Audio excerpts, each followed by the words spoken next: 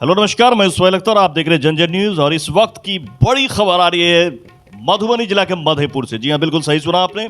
जहां पर एक खबर आ रही है कि एक विचित्र बच्चे ने पीएससी मधेपुर में पैदा लिया है, जिसके 3 हाथ और 3 पैर है। कई तरह के खबरें आ गई और कई लोगों ने तो अलग अलग तरह से खबरें बनाई इस पर।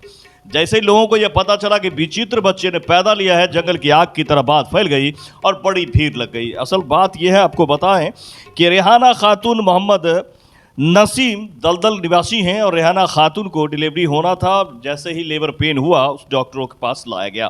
तकरीबन 2-2:30 बजे के करीब में, जैसा डॉक्टर अंजुम हाशमी बता रहे हैं कि जिस वक्त उसको लाया गया उसके बाद उस पर मेहनत की गई और जब बच्चे ने पैदा लिया तो बच्चा पैदा लेने के बाद अजीब व गरीब दो ट्विंग बच्चे थे जो पैदा लिया।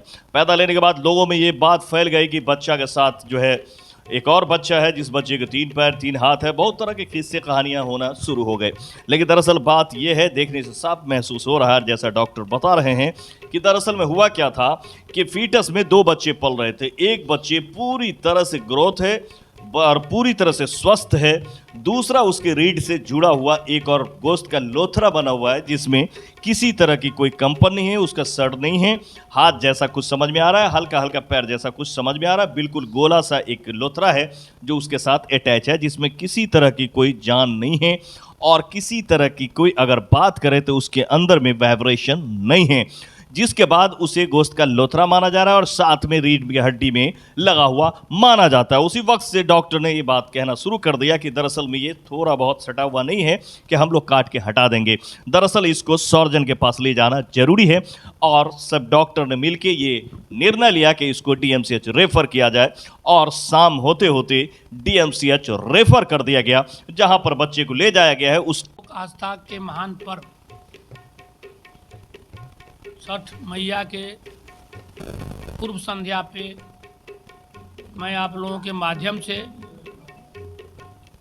हमारे झंझारपुर वासी, मधुबनी के वासी, बिहार वासी, समस्त देश के वासी को मैं हार्दिक बधाई देना चाहता हूँ। अमेरिका हो, चाहे लंदन हो, चाहे ऑस्ट्रेलिया हो, आप लोग टीवी में देखते होंगे कि धूमधाम से लोग मनाने का काम करते हैं। तो मैं यही आप लोग के माध्यम से पूरे देशवासियों को की शांति बना करके और छठ मैया का पूजा दिल से करें, ताकि हमारे बिहार, हमारा देश शिक्षा में तरक्की करे, स्वास्थ्य में तरक्की करे।